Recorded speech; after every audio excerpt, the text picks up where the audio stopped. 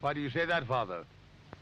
You aren't afraid, are you? No, but I respect some of the superstitions of others. Often they are founded in fact.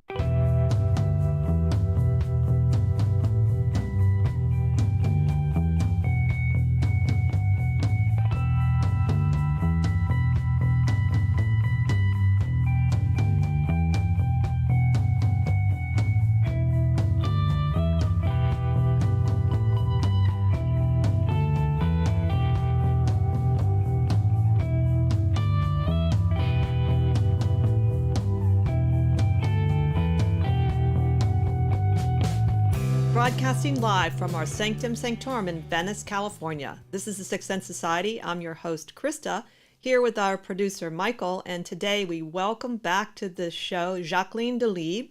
She is the founder of The Soul and Science of Play, and today she's going to be sharing with her and discussing about humor and spirituality. But before we get started, Michael has a few announcements. Hey, everybody, and welcome to our show. We're excited to have you guys. If you're listening to us, one of the greatest ways you can help us is to click subscribe and like us and leave comments, and that really does make a huge, huge difference. We have some really great shows coming up next month. We have Spell It Out next week. Krista's, do whatever she wants kind of show. And then we have Diane Zingle, who is an expert on the Knights Templar. So we're going to be talking about the Knights Templar, and that's an exciting topic for me as I have a little bit of connection to that myself. And then following her will be Amanda Limpert, and she is the owner of the blog Spooky Eats, and she's a foodie that travels around to haunted places and cafes and inns and bed and breakfast and so forth. And so that's going to be awesome. And then Carrie Kelvis, who is a numerologist, and she will be talking about numerology and what drew her to that and her unique methods for that. So all kinds of cool content coming up. So please join us. Get all the information on our website, sixthsensesociety.com, SIXTH, all spelled out. And if you're there, leave us a coffee on Ko-Fi if you can so afford it. It helps us with our production costs. And if you can't afford it, we're happy to have you anyway. So please join us and for all of our content. And, check out our show on our channel on YouTube for any back episodes. And if you're on the go, you can also catch us as a podcast. So listen to us on Spotify or iTunes. Just search Sixth Sense Society, and we are very easy to find. So I'm excited to do this episode. It's a topic that's near and dear to my heart, so I'm not going to take up too much time. So I'm going to kick it back to you, Krista. So take it away, Krista. Great. Thanks, Michael. Really looking forward to the upcoming shows with some of our new guests. But we are most excited to have you back on the show. Oh, thank you, Krista. I'm really happy to be here. And how are you been? Pretty good. Definitely looking for ways to make myself laugh. It's always a good thing, but particularly now is probably really important, I would say. So let's get started on such a big and exciting topic to both me and Michael as well. So how would you like to start? Well, I thought of just talking about what humor and spirituality, like just a brief overview of different kinds of humor and even what spirituality is. That sounds great. Well, I came across a teacher back in my studies, and it's not even somebody that I follow any longer, but I love retaining, bits of gold, even if it's not somebody who's active as a teacher in my life anymore. And I loved his definition of spirituality. I mean, the dictionary talks about it as that which is not physical, related to the soul. But I loved my old teacher's definition, which is anything that elevates humanity. Oh. And I thought, ooh, okay, well, we could put quite a few things into that category. Mm-hmm. And humor kind of fits really neatly if you look at spirituality that way. Mm-hmm. And I feel that for me anyway, it's healthy to uncouple spirituality from mainstream religion because they operate in different ways for different people. So, anything that elevates humanity feels inspiring. And then when I think about humor, I realized, I love a spectrum. I feel like you could put almost anything on a spectrum and be able to teach about it a little bit. And humor, just like anything, lives on a spectrum. And, it can be used as medicine and it can be used as a weapon. And there's a crude to elegant spectrum. Mm-hmm. There's a destructive to constructive spectrum for humor. And then there's mean-spirited to loving, and like everything in between on all of those spectrums. And when I think of one person who maybe mastered all of that, it was Shakespeare. Because although he's not a spiritual figure, but an artist, of course, he made a really conscious effort to include everybody in the audience. And he would have very kind of vulgar, base humor for the peasants, so to speak. And then he would have this very refined thought for the more sophisticated audience members, and everything in between for the common man. So yeah, I like sort of putting him in those little boxes for now. We must be peasants, me and Michael, because we like the crude humor a lot. That Mozart evidently did too. I remember reading that about him. So there's something about it. I mean, it still has to be done well. Yes. There's sort of levels of, with humor. There is an art to something really working and not working. And I'm glad you brought up the whole spectrum, because humor, what passes as humor sometimes is mockery to me. Yeah. And where you're mocking somebody. And I don't find that to be really useful personally, especially if you're the target. But even when you can feel really uncomfortable, you see they're really mocking that person's disability or the way they say something. So that though in politics, I think anything goes with humor. That's part of it. And I'm not saying it's right, but it seems like that's been part of politics a long time. I think you're right. And I know what you mean, because vulgar humor can be like a really great release. Where it gets very uncomfortable is when it gets paired with that mean-spiritedness. Yeah. Then it becomes something else. Yeah. So I do like that idea of spirituality that elevates humanity. And I'm kind of mixed after hearing Dr. Holler talk about Stephen Holler, who's a Gnostic priest, and he was saying how he didn't understand why people don't like to use the word religious. And he made me kind of backtrack a little and say, yeah, I guess it has to do with what you define religion to be, because I think even the word has to do with, isn't it sort of sewing things back together or something like that? I can't remember. But when he talked about it in the way he did, I remember thinking like, maybe I should not just throw out religion. Maybe it's the dogma. Maybe it's the way certain kinds of religions that are very fanatical, and we'll discuss maybe some that don't allow humor into the mix. So it's kind of an interesting debate, spirituality, religion. I think that you can go either way, because I definitely was more like spirituality is how I see myself. But now I'm kind of on the fence, I would say.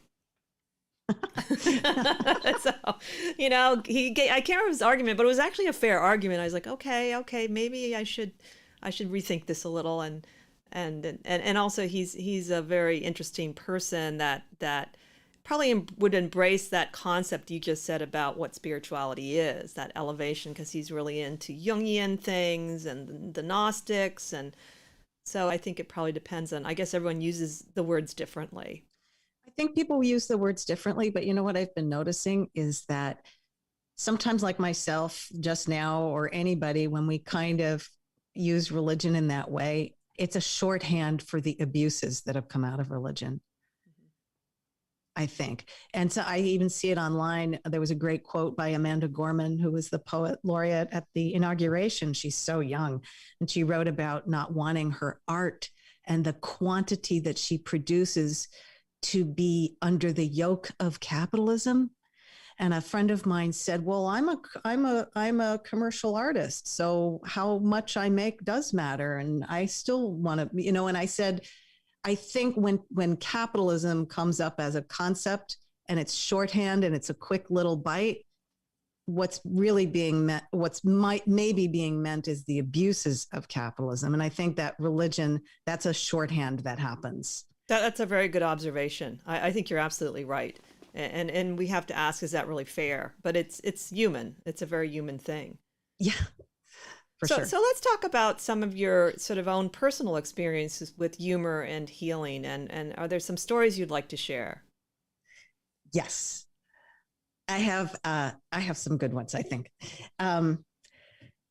So a few years ago, back in New York, I'm a New Yorker, I studied improv for several years. And part of the curriculum in an improv school, aside from learning how to act without a script, be in the moment, plunge into the unknown, do that on stage with other people, there are also writing levels where you're actually composing something and then performing a scripted piece. So I remember one of the assignments was to write a monologue about a teacher. The day of the performance, which was for a paying audience, we did a combination of regular improv, where we perform, and then we brought our monologues in. And what I did was Sister Fox. And Sister Fox was my high school history teacher, and she was a very educated woman, a lifelong, I think, like practically Catholic nun. And I don't know if I told this story in my last talk with you or not, but if I did, it's I don't think so. Yeah. Okay. Yep. So she had a sense of theater, Sister Fox. And what I performed when I was basically channeling her was what she did one day, literally in class.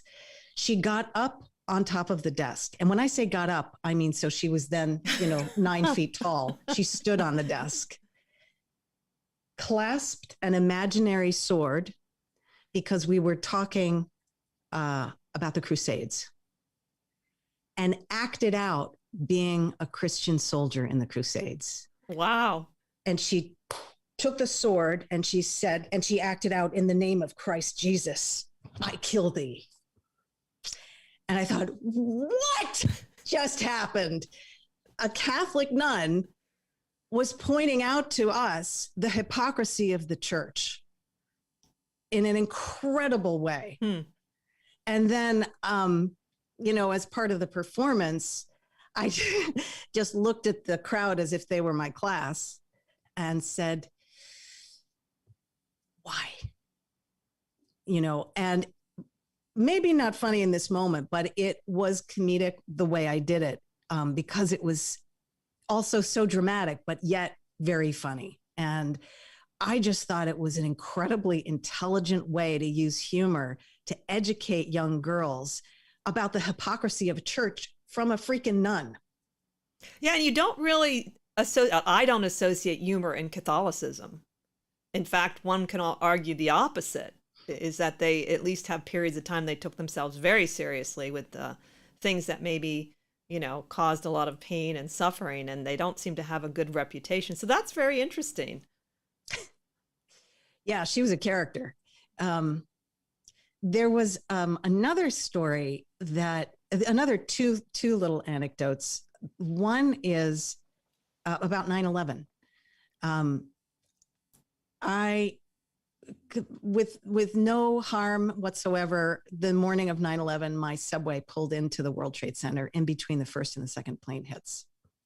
So I didn't experience anything, grisly, and I was in no danger personally, but it was quite energetically impactful to be at the scene of that experience. I realized later, as I learned about energy and energy healing, it's a big deal to be at a location like that when something like that has happened. It's traumatic, even without having seen anything. And a friend of mine told me there was an ashram called the Art of Living Foundation that was offering trauma relief through breath work. So for free to anybody who'd been at 9/11. And I found out about it and I went. And that group is a combination of an NGO that works with the United Nations and an ashram with a guru. And normally they charge a few $100s to learn this really powerful breath work, pranayama.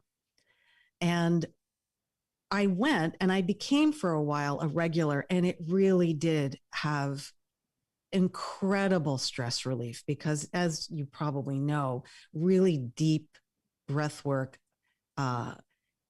gets you into your parasympathetic nervous system, and it really lowers anxiety. And when I became a regular and I would go there, and you didn't have to be part of the ashram, you could just show up and do the breath work once you'd been trained.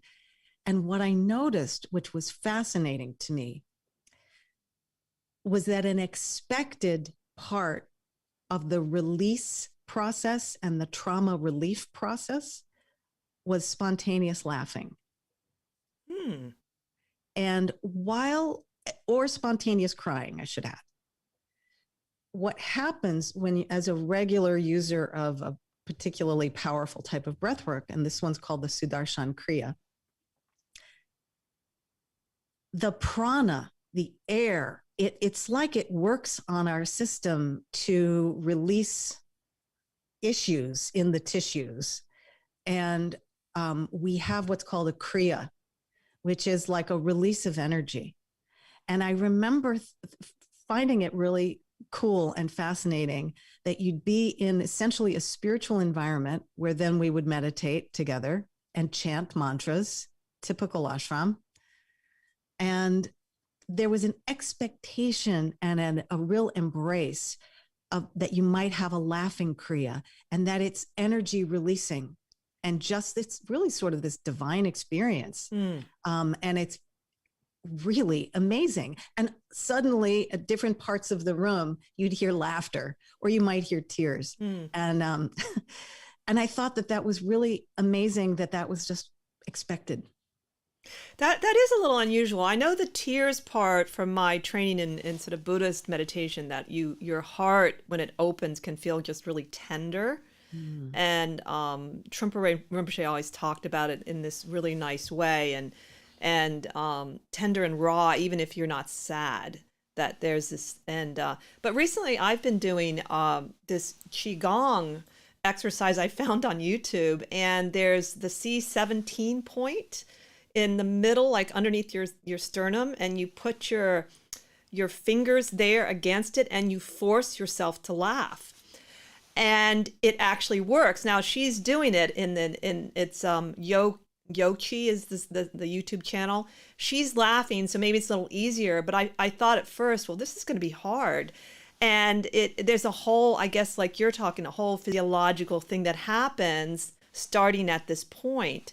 And so you start giggling and you're giggling, and then I usually try to remember a really good joke or something funny, and then suddenly you're just laughing, and you can feel the energy infusing you. And I know that laughter is good for you, but honestly, I've never tried to laugh for no reason. I mean, I'm not an actor, so I don't need to do that. And it was really interesting that giggle exercise is part of a spiritual practice. Side note, the Mayo Clinic and I believe Oxford University in London have both, and other places as well, besides those two, have studied laughter and the body and the physiological responses. Even fake laughter will lower cortisol and increase the feel-good hormones. That is really extraordinary. I mean, I know that's why a lot of us love comedies and going to see comedies, though it seems like a lot of comics are depressed.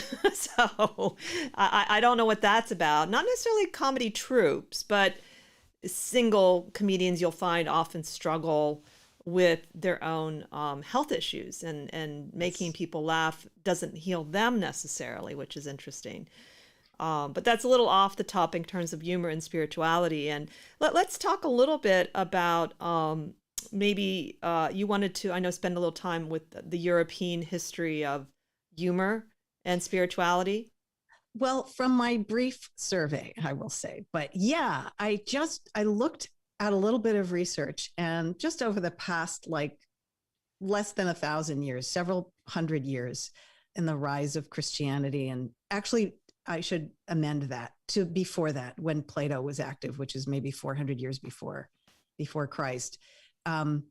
What I noticed from the ancient Greeks and the Europeans is that there's this pendulum, and it would be anti-humor, and then it would move a little bit towards an acceptance, and then it would swing back and forth.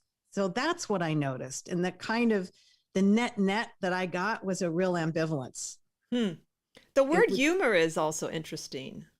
especially in the Middle Ages. Right, right. The etymology, because it doesn't seem to have initially really anything to do with laughter. That's right. That has to do with liquids in the body. Right, and the four types of humor, the biles, the yellow bile and black bile, and there was a little bit, I read an article, there was a little explanation of how humor became funny. It was based on, it was an article, let's see if I can get this right, The Origin of the Word Humor by Johanna Meyer, and it was in Science Friday of all things.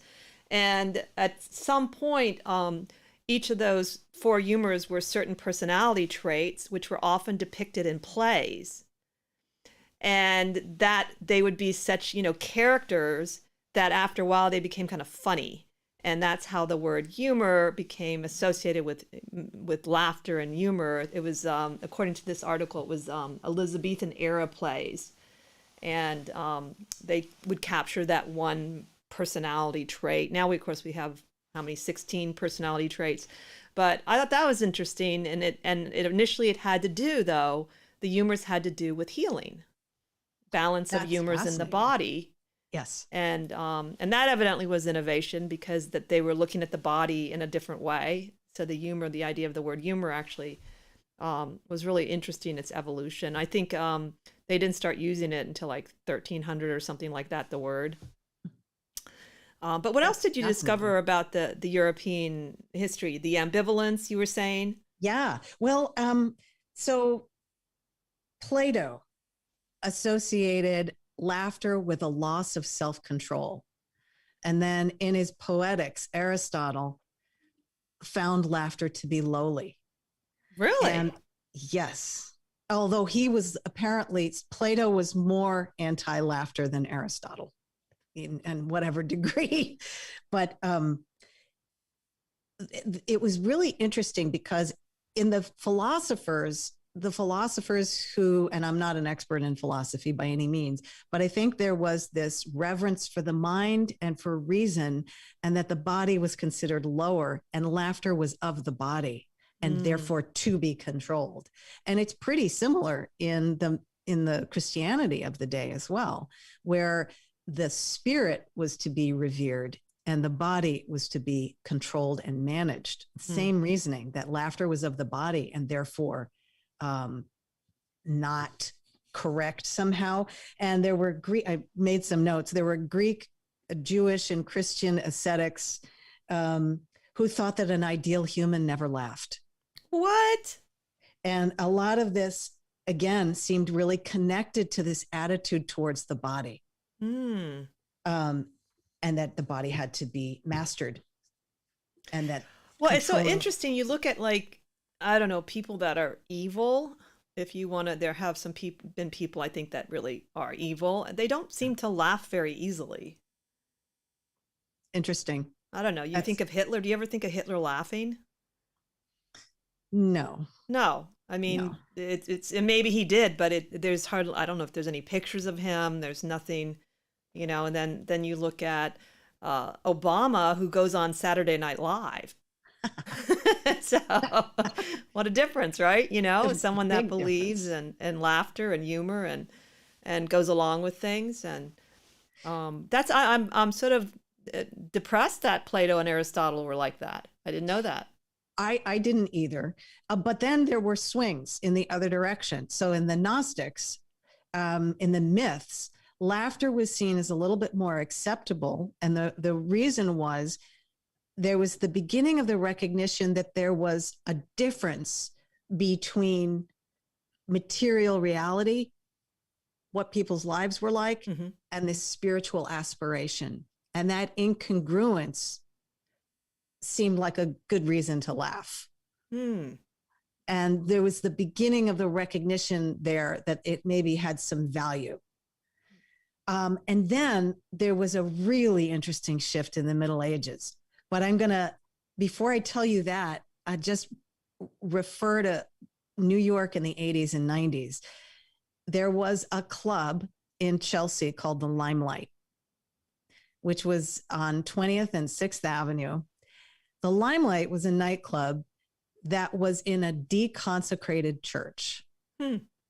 and you walk by it and you're like, oh, that's a church, because they didn't redesign anything. They kept it looking like the church. And they had backlighting behind all the stained glass, so that it, 1:00 in the morning, it was filled with, that beautiful light coming through the glass.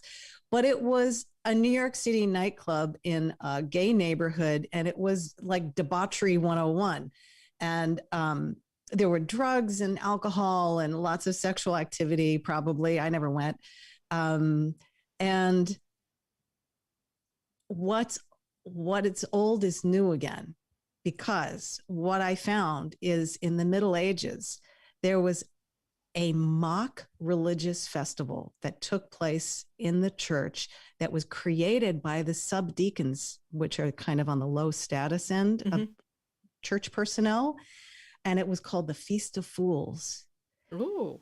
And this was Christianity, and it was done around Christmas time for a few hundred years until it was completely suppressed in the 14 or 1500s. And let me read you a quote of somebody who wrote about what this was. A grotesque degradation of various church rituals and symbols and their transfer to the material bodily level. Gluttony and drunken orgies on the altar table, indecent gestures, disrobing. I think Aleister Crowley would have liked that. So now, I mean, as odd and dark as that is, it was a way of blowing off steam and making fun of the church. And it was the beginning of a type of comedic response. And when I remembered the limelight, I was like, same thing in a way. Yeah. It's not disconnected. And it was, to me, that's another like answer perhaps to the abuses of religion, maybe. Or at least conceptually in terms of the limelight. I don't know how literal that is, but I think it was pretty literal that it was in a deconsecrated church. So that was a shift in the Middle Ages, but then it kind of swung back again when the Reformation started. And there was a return to the disdain for the body, and that the assumption that laughter was simply vulgar. So I wonder if also because of the whole disdain for the body, if that idea of women and hysteria come from some of that too, and how women would, I mean, I know sometimes the hysteria was not necessarily because they were laughing, but you think of hysteria and hysterical and there in our culture, I have noticed if you laugh too loud in public, it's not really allowed. People start getting very nervous. Even if it's just simply you're having a good time, you're not necessarily, having a psychotic break of some kind. Well, of course, how would I know, if I'm having it? But yeah, there's a limit to how much you can laugh in public, which I can understand maybe other emotions, but laughter, I don't understand why that's dangerous. Well, that's interesting. And you're right. What I thought about when I was thinking about the swing and the pendulum back and forth in Europe in that environment was, I thought, you know what? Life was very hard. And I wonder if some of the humorous expression that would naturally come out of people might have been scornful or derisive or sarcastic because life was so hard. And that could have been a reason to want to suppress it or to find it unacceptable, maybe. Well, you have to wonder too, when you look at certain religions and what they focus on, even like with Christianity, if you're looking at the religions that focus on the crucifixion and how serious that imagery is, very, very serious. And I get that it can mean other things, and I get that, but imagine that's your main thing you see a lot of. I don't know how anyone could really find anything hopeful about that, in a sense. I mean, hopeful about the resurrection, like the stories of the resurrection. Yeah. But I've always found that to be a very, personally, very disturbing image. Even though I wasn't raised in a religion, it's like, I don't like looking at it. And you wonder if it's also what religions want you to focus on, maybe because I have met, for whatever reason, it seems like Zen people often have a good sense of humor. And I don't know if it's in the teachings or not, but some of the Zen priests and people I know that are really into Zen have been quite humorous and have a very good sense of humor. And I don't know, again, if that's, I'm not a Zen trained Buddhist, but I do notice they often seem to have a good sense of humor. And in fact, a lot of Buddhists do seem to have, though there's definitely the serious side there too. But I wonder, how can we, if we have this information that we know humor can be very healing and very uplifting, and that spirituality can build communities, how can we get religion to get behind this, and say, guys, we're taking ourselves a little too serious. Let's lighten up a little sometimes. And not that you take life's lessons to heart, but that doesn't mean we can't do it with we can do it with joy, because mirth and joy are part of humor. Yes. And that's why I think the science behind laughter is kind of amazing. Thank God for science and modern laboratories. There was even another study that I found that was done at Northwestern, where they took, again, this is more wellness, but it just supports what you just said. There was a bunch of patients who had Parkinson's disease, and they, at Northwestern is in Evanston, Illinois, which is about 22 minutes from Chicago. And they brought in Second City improvisers for 12 weeks to the Parkinson's people. And they gave them a test at the end, and it significantly improved their quality of life. Wow. And that is both the improv of stepping into the unknown, but it releases a capacity for joy and an embrace of mistakes, quote unquote.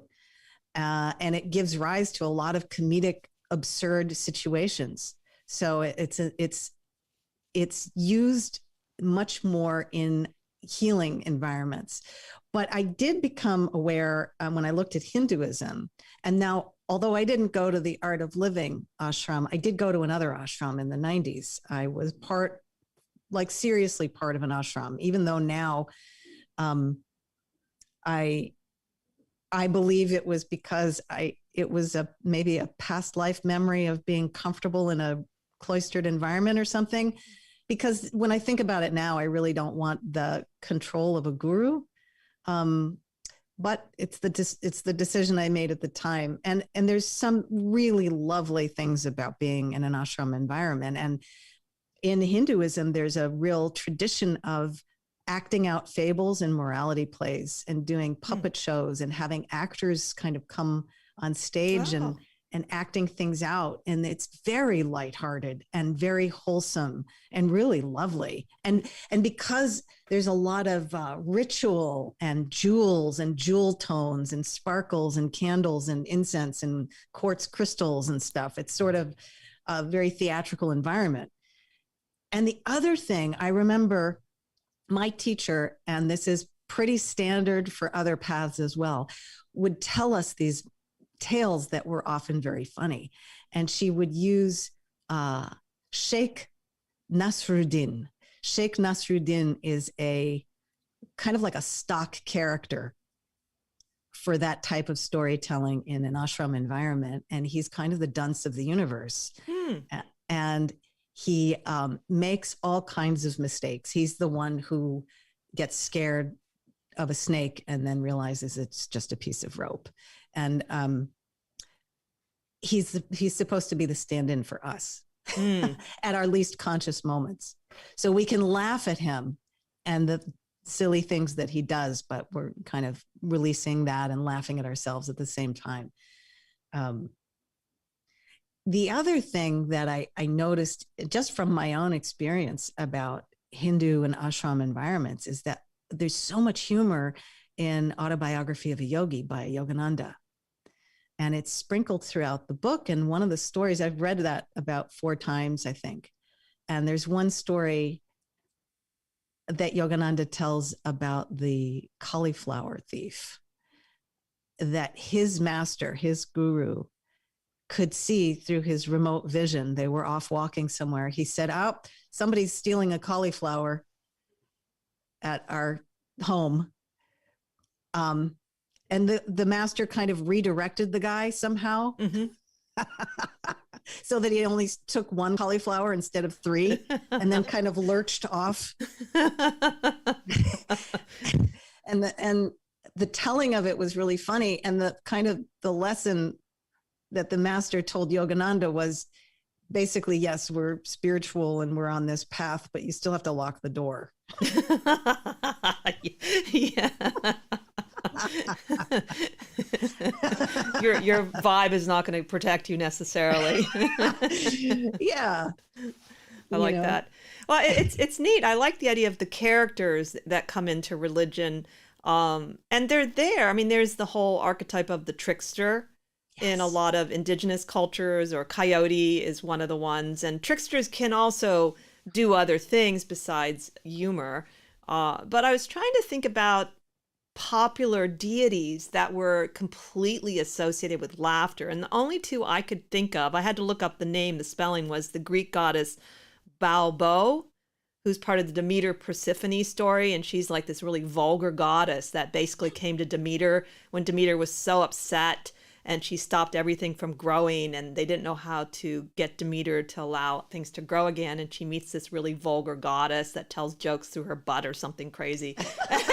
and so I remembered that from Women Who Run with the Wolves, because she mentions her about this goddess that made her laugh again.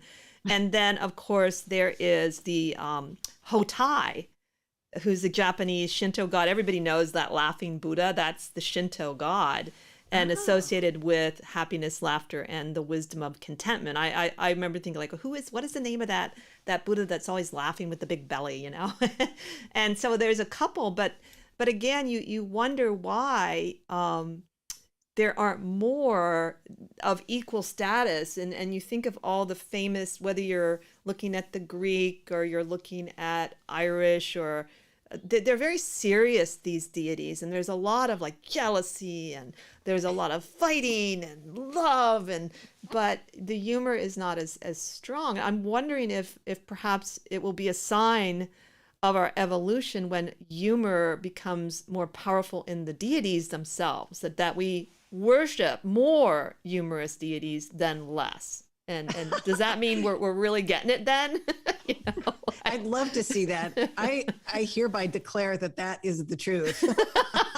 I mean, I'm at fault in that area too. I said, you know what? I have to admit, my deities have love and compassion, but some of them that I really work with are kind of serious. And it made me wonder if that was always a good thing, to be invoking some of these old, for instance, some of the old pagan deities. Is it a good thing for our psyche? Do we need new gods and goddesses? Can we just invent them? Yes, I think so. Why not? You know, someone had to invent the original ones. That's how I look at it. Oh, what a great idea. Inventing gods that are humorous. Yeah, I think I'll take a crack at that myself. Well, you know, this whole topic, it's great. It got me thinking about where I have my shadow with this as well. And, you know, how do I do something that is meaningful but has a sense of lightness? Though I do think there are some teachings, for instance, in Buddhism. Michael was, we were talking before the show, our last show was about the ego and not taking the ego so seriously, and yet still doing the work with intention, and that the ego is one of the problems, whether it's a deflated or inflated ego. And that sense that we believe that's so real, that's, you know, like, I'm real and I'm important, you know, or I'm not important. I'm really, I know Lama Kathy was saying some people are really good at putting themselves down like that. That's another way of saying, you know, I am the best at being the worst, she said. I thought that was funny. That's a badge of honor for some people. So, but anyway, that's just, you know, what makes you start thinking about how can we improve and because I think there's great things in spirituality. I wouldn't want to be without some of the tools of spirituality, and And I'll even go so far as even some aspects of religion. Certain religions I like, and others I'm afraid I just don't think I could. They would kick me out anyway. Oh, yeah, I feel the same. Yeah. Well, I think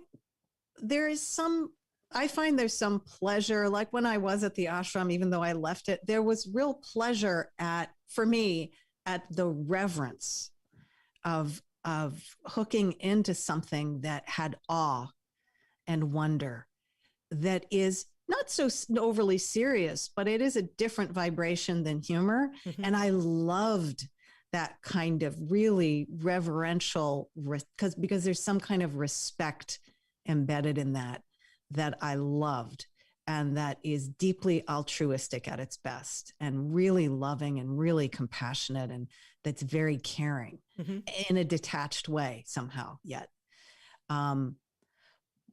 So I think that those are, to me, the enjoyable aspects of spirituality that don't always involve humor, but I agree. I wish it was more prevalent. I feel like there's a bias that even today, in just solving, getting into problem solving mode about the world's issues, there is a sense that it's got to be taken seriously. It must be handled seriously. But I wonder if I feel like the brainstorming around the solutions needs to not be so serious. Well, that idea of play, that we as adults, sometimes we forget how powerful it is to create through the play. And that is something spirituality is good at pointing out, that the universe has a sense of play.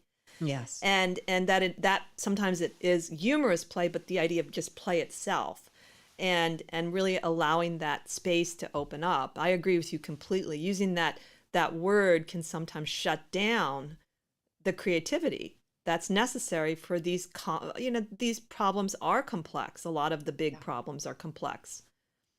They are. And I mean, that's why I like doing the work that I do also, because I think that playfulness is really important.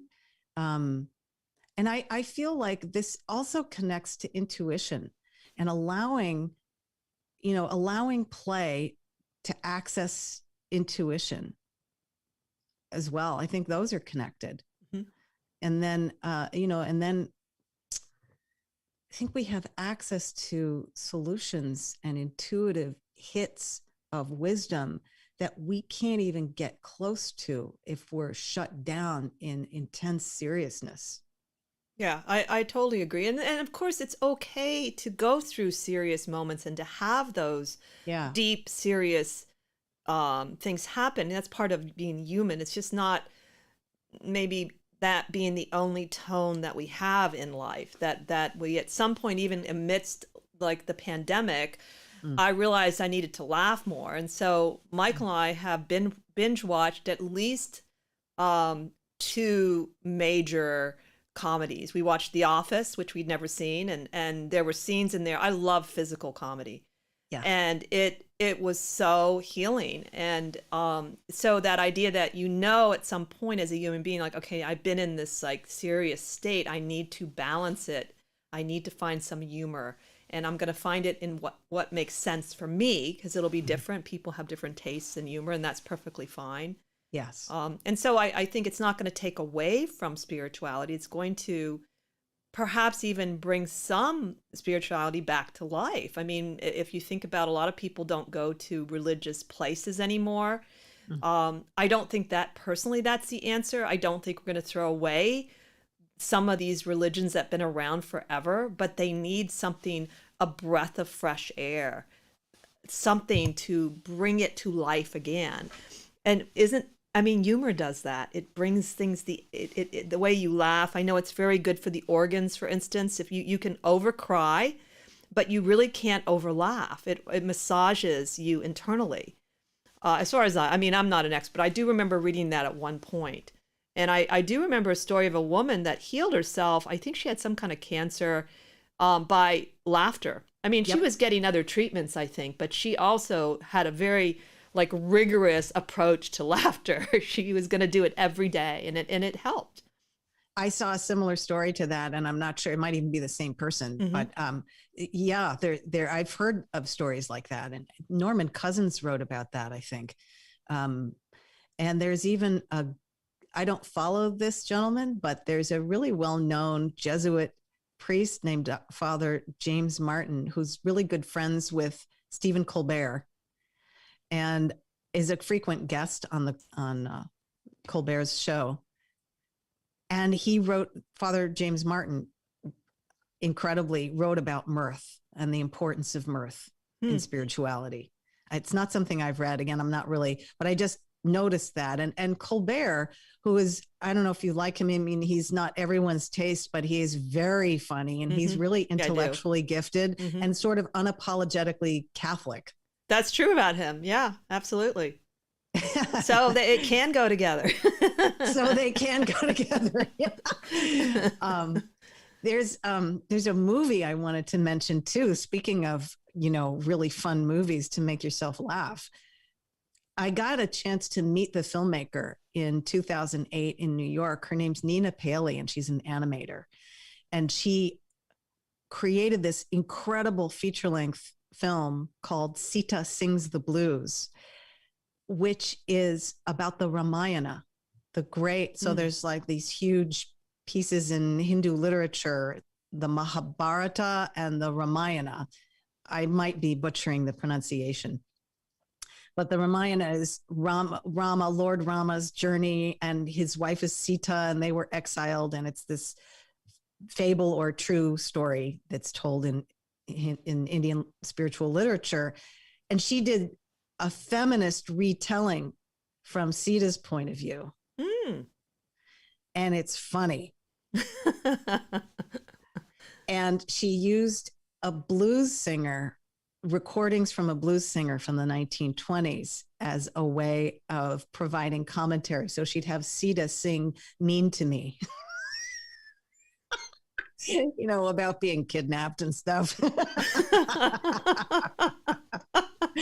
Oh my goodness. And it was really interesting because the Indian community or the Hindu community did not like the fact that this woman made this film. There's an article about intellectual disobedience and the fact that she sort of had the gall to take on something, a classic of Indian literature like the Ramayana, and had the gall to look at the woman's point of view. And of course, that made me love it even more. Sure. I thought, this is fantastic. This is a postmodern way of looking, kind of a revisionist but interesting way of looking at something. And that's one of the areas I don't know how we can address, is where groups take things very seriously, even to the point where, in some situations, not common that they're willing to kill people for, violating, certain things about the religion. And of course, it's really contradictory to most of their teachings. And so the idea that, people can definitely have their own opinions about whether or not something works, because humor can fall flat. It can be, I can say something, I think I'm being humorous, and it really doesn't hit the note because I didn't craft it correctly. But to be appalled or sort of really upset by that is, to me, one of the issues with spirituality and religion is, again, are we taking ourselves too seriously? How do we let that happen? And even if I don't agree with it, we can say, well, that's a valid way of seeing things. So I don't have an answer to that, but that's one of the problems I really get upset about, in a sense. Like, why can't people do something like that? That's also, it sounds really creative. Yes. Yeah. And there were little scenes in the movie where she'd have actors who were Indian by birth, but speaking in English. And so with a heavily accented voice, talking in a modern way about Sita and about Rama. He had 3 wives. No, he didn't. He had 4 wives, and they had 3 sons. And they just having these hilarious kind of conversations about it in this very modern way. And sort of on, upending it a little bit. I love that when artists do stuff like that. It's really delightful. Well, it can also, the good note is it can draw people in that might not be drawn into reading the classics.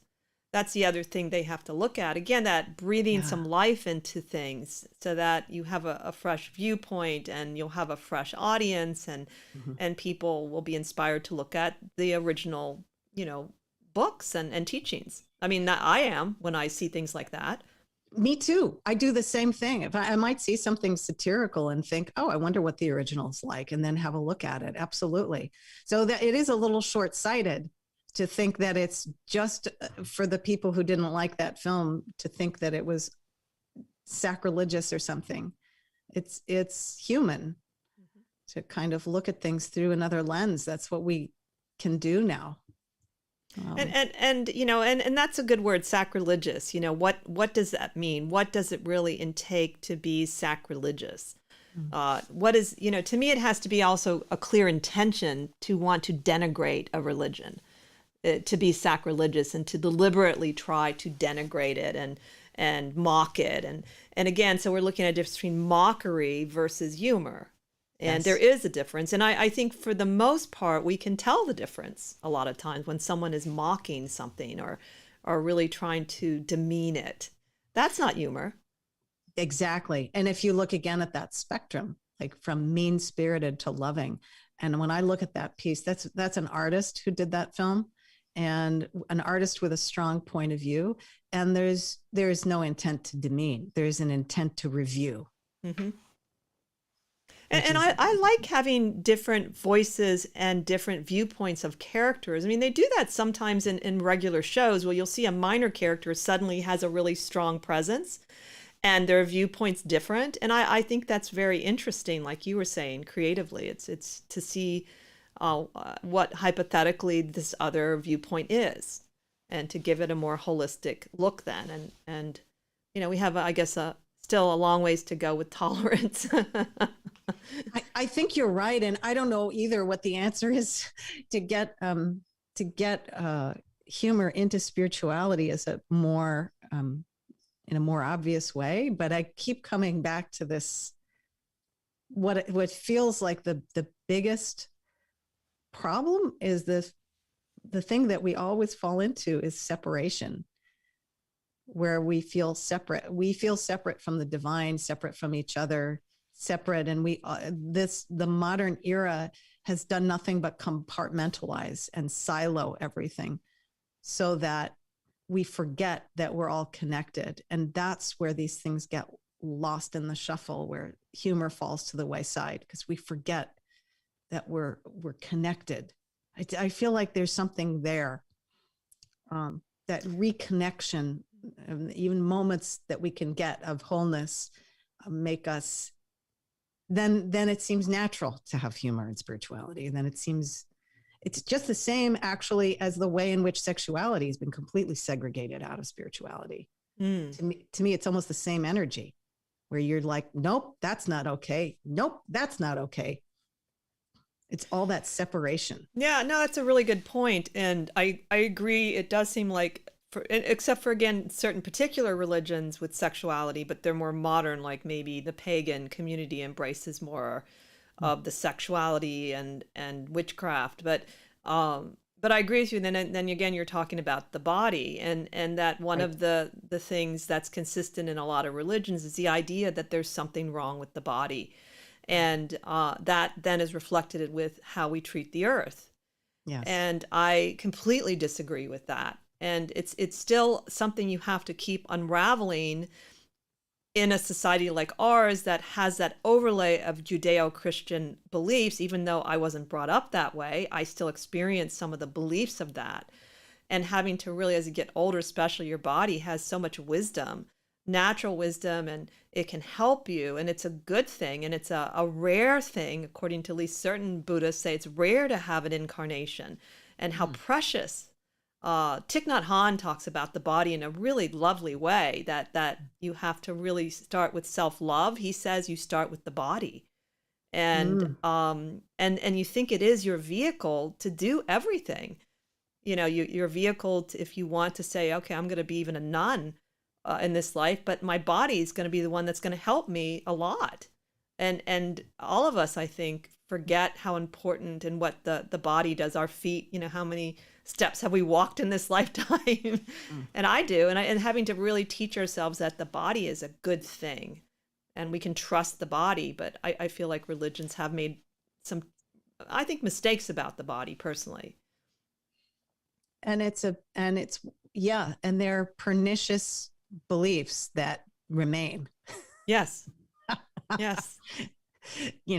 They get seeded into the culture almost 1,000 or more years ago, and they kind of remain, and people keep living out that karma, so to speak. Mm-hmm.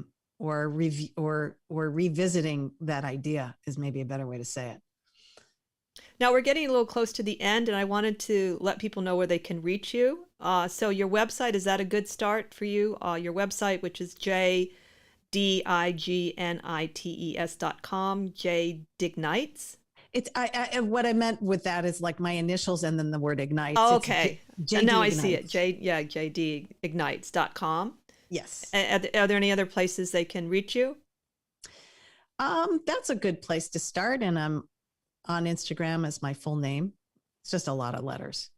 And you work primarily with women, is that correct? Mentoring and helping with empowerment, using these concepts of play and exercises to calm the nervous system.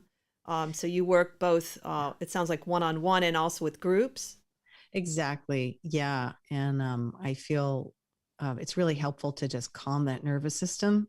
And then that pushes some of the debris out of the way. We get into the parasympathetic, and that leaves the door open for play and improv. I use improv. I like to tell people I use improv because that can be a little bit scary, but I take care to make it a really safe container so people don't ever have to be actors to do this kind of work. It's just the exercises from improv to open up the mind and to step into the unknown, and then work on leadership skills and public speaking and mastering difficult conversations. And using play and humor is actually a really good way of feeling a little bit lighter about challenges. And that is part of it, is bringing light in, lightening things up. I was thinking about the word enlightenment and what does light really mean, and how humor makes us feel literally lighter. And when you really laugh, a deep, hearty laugh, and how also, in my own experience, if I can laugh deeply with someone, I'm very close to them. I have memories of laughing with certain people in my life, and it just stays in my body. I remember it. And there's something about being allowed to laugh deeply together hysterically, where you just don't even stop and you just don't even know why you're laughing after a while. Yes. I mean, even I don't know if you've had this experience, but that can be a close person in your life, but that can even be people on the outer circles of friendships where there's this incredible rapport, because it really comes from a rapport in several ways, where you really understand and see each other, really get each other's humor. And it is so beautiful when that kind of laughter happens. And, I have also had the experience on stage and in rehearsal when I was acting of what the British called corpsing, which is you cannot stop laughing. You just trigger each other. And it's like, oh my God, we're not ever going to get through this scene. That's glorious. I didn't know it was called that. What a great name, corpsing. Well, thank you so much for coming back on the show. I really enjoyed hearing your thoughts about humor and spirituality, and I hope that you come back again. Thank you so much. Such a pleasure.